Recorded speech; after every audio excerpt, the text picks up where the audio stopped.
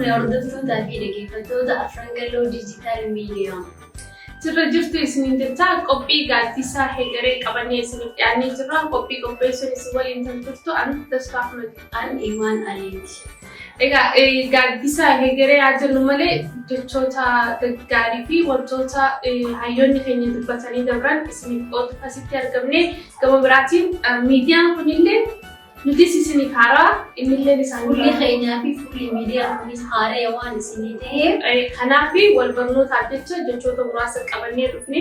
yaaraaf waluma barumsa haa ta'u miidiyaan kun miidiyaa keessanii miidiyaa uummata Oromooti waliin haa guddisnu isiniin jecha gama biraatiin qophii guyyaarraa torbaaniin qophii garagaraa qabannee isiniif dhufna. Gaaddisa heegaree immoo anaaf himan taane torbaanirraa yeroo ta'e isiniif dhiyeessina. Gara waan dhufneetitti haasofnu.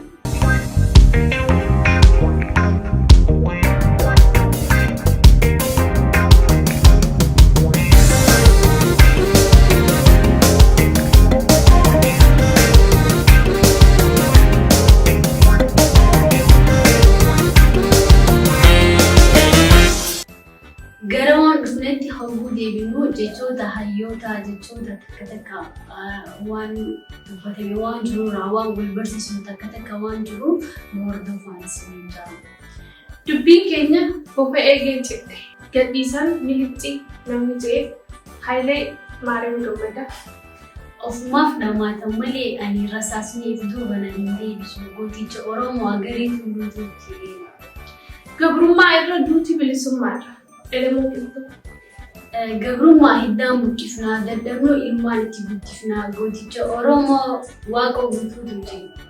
Murtee isaanii namatti buqqifnu. Isaan hundi ilaalchi isaanii akkuma tokko jechoonni isaan fayyadamanillee waanuma tokko ibsa murannoo hedduu namatti qaba. Waan silaa dubbatamuu qabu dubbii ijoo waan hedduu jecha tokkoon ibsa. Hedduu nama dhibaa.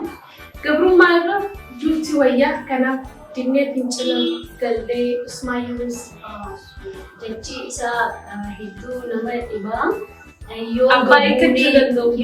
Yoo gabbuunee keessa ilaallee waan hedduutti ilaalamaa gizee dubbatamu jecha tokko qofa haa fakkaatu malee karaa hedduutti hiikamuu mala danda'ama. Qawwee qofaatu bilisa nu baasa. Artistii Infinesh Qanoo. Dubartii namoonni hedduu. Dubartii Oromoo takka dhiiraati. Absoluuta ajaa'ibaati. Ammallee lubbuun jirti. Rabbiin nu keessatti umurii isaanii haa dheeressu jenna. Kan keessa beekuuf lolli taphaa akka ishee garbaatu.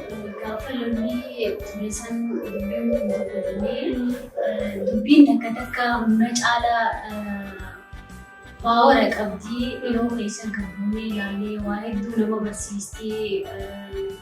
Lolli taphaa jechuun lolli taphaa miti lolli waan guddaadha garuu gootaaf sabboonummaadhaa fi cimina irratti lola tapha godheeti waan laayyoo fakkeessee akkasitti haasee lolli taphaa waan hedduu dansaa ture. Jeedalloo ta'ee waggaa 100 jiraachuu mannaa leenca ta'ee aadee du'uunaaf wayyaa. Gooticha Oromoo Hussein Bunee. Maal jechuudha? Jeedalloon waan xiqqoo akka saree gata. Umrii dheertuu saree fakkaatee waggaa 100 jiraachuurraa leenca fakkaatee aadee du'ee maqaan leencaa waggaa hundaa waan takkaanuu hin tilmaamamu. Kanaaf kana olitti illee hiikaa qabaachuu danda'a. Miti garuu akkasuma jira. Dubbii kana yoo keessa gabbuunee ilaallee sibiilee jechoota hedduu of keessaa qaba. Waan hedduu of keessaa qaba. Uummanni kun waa malee jechoota gurguddaa akkanaa kana fayyadamanii jechoota akkanaa kanaa yoo keessa gabbuunee ilaallee karaa tokko qabannee waa hedduu nama barsiisuu danda'a. Dhaloota amma kan dhufu kanaaf illee barumsa ta'a. Akka sirriidha.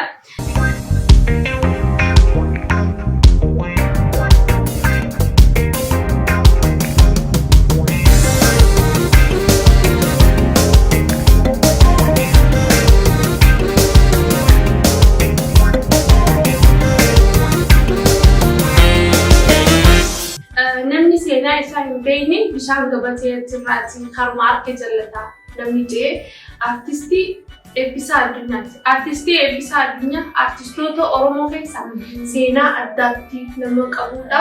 Umrii dargaggummaa isaatti aarsaa qeerroo hafageen qabu isaa dabarsuuti kan konkolaataa lafarraa harkisamee seenaa hedduu ulfaataa qaba. Jecha hin jenne jecha ajaa'ibaati. Gabatee bishaan hin qabatu harma harkee yeroo ajaa'iba jechuudha. Lubbuun gaafa dhalattee duutii du'a sodaadhee haqa irraa hin goru jedhe gootichi Oromoo Haaji Adam Saaddoo. Haaji Adam Saaddoo jechuun beekamaadha, nama jabaadha, nama amantaati, nama dandeettii addaa Rabbiin uumamaan kennee fi barumsa ammayyaa malee dandeettii uumamaan Rabbiin kenneef waan qabuuf jecha kana dubbatee jecha dhugaatti uummanni hin baratin mirga isaa falmachuu hin danda'u. Lammii barateetu mirga isaa falmata. Kanaaf uummanni Oromoo barachuu qaba. Katee Jeneraal Taaddasaa Birruuti. Jeneraal Taaddasaa Birruu qabsaa'aa Oromooti, nama seenaa addaa qabu, nama Oromoo maqaa hayyoota hawwuu yaaman jalqaba irratti kaasan keessaa nama tokko. Jechi isaallee dhuguma barnoota akkuma haadha irraa barnoota ta'ee gooticha keenya sabboonaa akkuma namuu beeku Jawaar Mohaammed ayam Oromoo Faristi yookaan Oromoo maatii yaaddu waan hunda dursaa jechuudhaan uummata addunyaa hundatti kan ibsee jiru. Akkasuma xiinxalaa siyaasaa Jawaar Mohaammed waan hunda sirriidha. Jawaar Mohaammed nama siyaasaa jabaa jaarraa kanaati. Dargaggeessa waa'ee Oromoo gahee guddaa taphatee fi ayam Oromoo Faristi jechuun addunyaa beeksise keessaa tokko. Nuti seenaa goota amma yeroo haasaa jiru kanatti hunda isaanii dubbannee yookaan immoo hunda isaanii dhiiqaa kanatti ibsuu hin dandeenyu. Yeroo yerootti jechootaa fi wantoota barsiisaa ta'an qabannee akkuma obboleettiin keenya dastuun dubbatteetti sagantaan jaarraa isinii qabannee dhufnee wal barumsa sanarraa dhaabbannee jechoota hayyoota tokko isiniif ibsuu feeneeti. Kana booda sagantaalee adda addaa hedduu qabannee isiniif dhufna.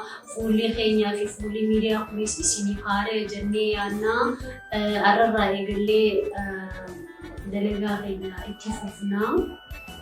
Sirriidha.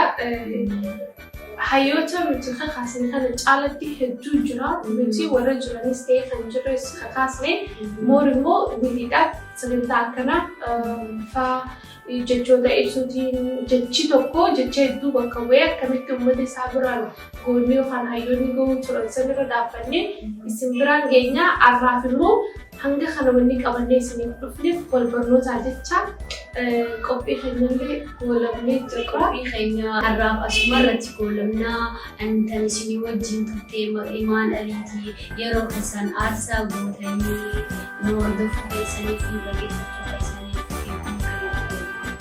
qophii keenya gaasifa goolabnee jirra. Haga qophii biroo torbaan walitti deemnutti qophii kana qopheessuun isin faana kan ture ani Dastuu Ahmedii fi Imaan Taanetii gama kaameraatiin Saalaa Abdulatiin wajjin ture. Itti gaarii.